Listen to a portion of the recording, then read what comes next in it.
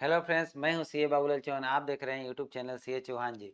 तो चलिए एक नया वीडियो के साथ शुरुआत करते हैं। तो क्या आप यूपीआई ट्रांजैक्शन करते हैं, यूपीआई में पेमेंट रिसीव करते हैं और आपका जीएसटी रजिस्ट्रेशन, आप जीएसटी रजिस्ट्रेशन नहीं लिए हैं और आप जीएसटी रजिस्ट्रेशन लिए हैं लेकिन जितना आप यूपीआई में पेमेंट रिसीव करते हैं उतना जीएसटी में रिपोर्ट नहीं कर रहे हैं, तो आपको हो जाना है सतर्क, क्योंकि अभी जीएसटी डिपार्टमेंट भेज रहा है नोटिस यूपीआई के ट्रांजेक्शन के ऊपर बेसिस करके। तो इसमें क्या लीगल प्रोविजन है और इसका नोटिस कैसे भेजी जा रही है और इससे कैसे बचाव करें, तो चलिए हम लोग इस वीडियो में सीखते हैं डिटेल में। तो चलिए सेक्शन 22 बताता है कि सेक्शन 22 बताता है, जो इम्पोर्टेंट मैं आपको बताता हूँ। सेक्शन 22 ऑफ सीजीएसटी एक्ट 2017 क्या बताता है? अगर कोई पर्सन का रजिस्ट्रेशन लेना कंपलसरी हो जाए कब? जब एग्रीगेट टर्नओवर उसका सर्विस, अगर सर्विस प्रोवाइड कर रहा है, उसका 20 लाख पार हो गया तो उसको लेना पड़ेगा कंपलसरी जीएसटी रजिस्ट्रेशन। अगर वो स्पेशल कैटेगरी स्टेट में है तब 10 लाख हो जाएगा। और वो अगर गुड्स में डील करता है तब उसके लिए थ्रेशोल्ड लिमिट है 40 लाख। अगर बैंक में रिसीव हो गया, टर्नओवर इंक्रीज हो गया, तब उसको जीएसटी रजिस्ट्रेशन लेना पड़ेगा। और अगर वो स्पेशल कैटेगरी स्टेट में है तब 20 लाख हो जाएगा। 40 लाख मतलब कि गुड्स के लिए और सर्विस के लिए 20 लाख। और स्पेशल कैटेगरी स्टेट रहेगा तो आपका सर्विस के लिए 10 लाख और गुड्स के लिए 20 लाख। तो स्पेशल कैटेगरी स्टेट हो गया नॉर्थ ईस्ट का 7 स्टेट, उसमें से असम को छोड़ के बाकी स्टेट में ये लिमिट लगेगा। असम में 40 लाख और 20 लाख वाला कॉन्सेप्ट लगता है। तो चलिए, और कभी अभी और सेक्शन 24 ये बताता है कि ये जो लिमिट कितना भी हो आपको कंपलसरी जीएसटी रजिस्ट्रेशन लेना पड़ेगा। तो ये एक सेक्शन के ऊपर मैं दूसरा वीडियो लाऊंगा, वो बड़ा हो जाएगा। इसमें मैं एग्जांपल आपको दे देता हूँ। जैसे कि आप इंटर स्टेट सप्लाई कर रहे हैं, ऑनलाइन आप सेल कर रहे हैं, तब आपको कंपलसरी जीएसटी रजिस्ट्रेशन लेना पड़ जाएगा।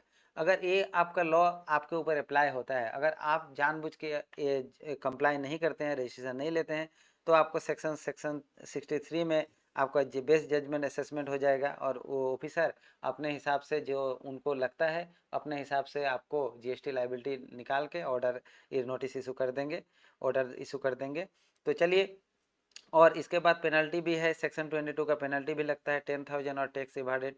और आप जीएसटी नहीं रजिस्ट्रेशन लिया, उसमें आपका जितना टैक्स बन रहा था वो और 10,000 जो हायर होगा वो पेमेंट करना पड़ेगा।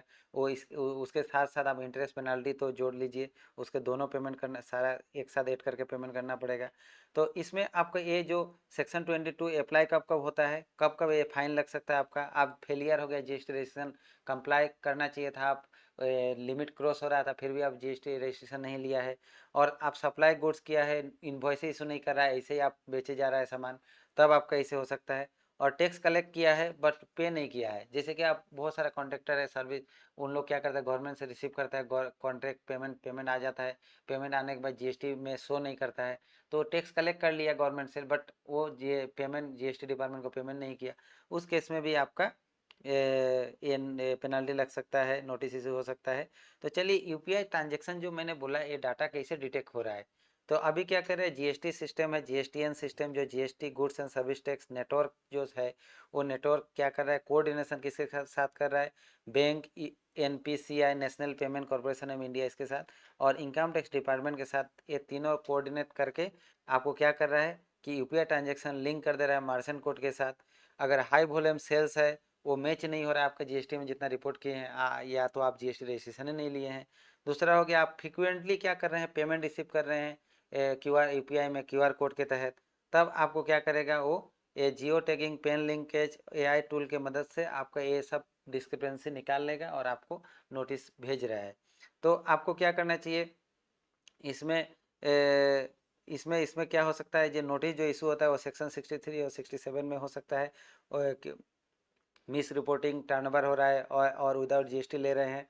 तो अभी देखिए कि और एक चीज़ है कि उसमें कि मिचमेच क्या हो रहा है, क्योंकि आईटीआर में आप कुछ अलग रिपोर्टिंग कर रहे हैं, बैंकिंग ट्रांजेक्शन, यूपीआई पेमेंट में अलग कुछ ट्रांजेक्शन हो रहा है, और जीएसटी में आप कुछ अलग रिपोर्टिंग कर रहे हैं, जीएसटी नहीं लिए, तब आपका इस टाइप का नोटिस इशू हो सकता है। और इसमें अगर आप जीएसटी रजिस्ट्रेशन नहीं लिए हैं तो नोटिस कंपलसरी क्या करेगा, ऑफिसर नोटिस इशू कर सकता है जीएसटी आर 03 RAG 03 में, और असेसमेंट ऑर्डर SAMT 013 इशू कर सकता है। तो अभी आपको ये जो, आप समझ लीजिए कि बहुत जन है कि ऐसे यार इशू करने दो, क्या ही होगा, बाद में कर लेगा, बट क्या होगा कि इसमें इस कॉन्सिक्वेंस क्या होगा, अगर आप अनरजिस्टर्ड ट्रेडर है और आप यूपीआई में ट्रांजेक्शन ले रहे हैं लेकिन आप जीएसटी रजिस्ट्रेशन नहीं ले रहे हैं, तो आपको क्या होगा कि पेनाल्टी लगेगा 122 का सेक्शन का, जैसे अभी डिस्कस किया 122 में पेनाल्टी क्या है, ये वाला जो मैंने डिस्कस किया, ये पेनाल्टी लग सकता है आपको। फिर जाके आपका क्या हो सकता है, इंटरेस्ट लग सकता है, बैक डेटेड में रजिस्ट्रेशन वो लोग देके टैक्स और इंटरेस्ट कलेक्ट कर सकते हैं, और जो गुड्स में आप डील कर रहे हैं, जो दुकान में सामान है, उसको जब्त कर सकते हैं और जब्त करके लेके जा सकते हैं। तो ये ध्यान देने वाला चीज़ है। और अभी आप एज ए डीलर है, आप एज ए बिजनेसमैन है, आप व्यापारी है, आप ट्रेडर है, तो आपको मतलब कि क्या करना चाहिए, आपको क्या स्टेप लेना चाहिए। आपका अगर टर्नओवर एक्सीड हो रहा है, थ्रेशोल्ड लिमिट जो 20 लाख, 10 लाख और 40 लाख, 20 लाख का जो ऊपर जो मैंने बताया था थ्रेशोल्ड लिमिट, वो अगर पार हो रहा है, ये वाला अगर आपका इंक्रीज हो रहा है, ये थ्रेशोल्ड लिमिट अगर पार हो गया, तब आपको क्या कर लेना चाहिए, इमीडिएटली जीएसटी रजिस्ट्रेशन ले लेना चाहिए। नेक्स्ट हो गया आपका रजिस्ट्रेशन ले लिया, उसके बाद फाइलिंग रेगुलरली करिए, GSTR 1 एंड GSTR 3 मेंटेन करिए, बुक्स ऑफ अकाउंट रिकॉन्साइल करिए बैंक डाटा के साथ, कि बैंक में जितना रिसीव हुआ उतना जीएसटी में आप शो कर रहे हैं कि नहीं, दिखा रहे हैं कि नहीं। अगर कोई भी नोटिस अगर इशू हुआ है तो उसको टाइमली रिस्पॉन्ड करिए, अपने सीए या आपका जो भी कंसल्टेंट है उनके साथ बात करिए, करके आप सॉल्व करिए कोई इसको, नहीं तो ये फ्यूचर में जाके ज़्यादा कॉम्प्लिकेट हो सकता है।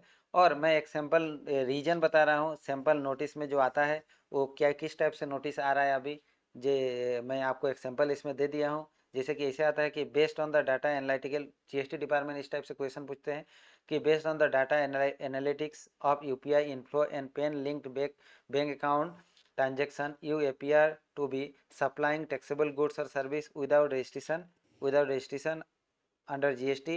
Please explain why registration has not been obtained under section 22 और 24 of CGST एक्ट। तो इस टाइप से क्वेश्चन आ रहा है, अगर इसको टाइमली नहीं दिया गया तो वो लोग बेस्ड जजमेंट असेसमेंट कर सकते हैं, मैंने जैसे बताया।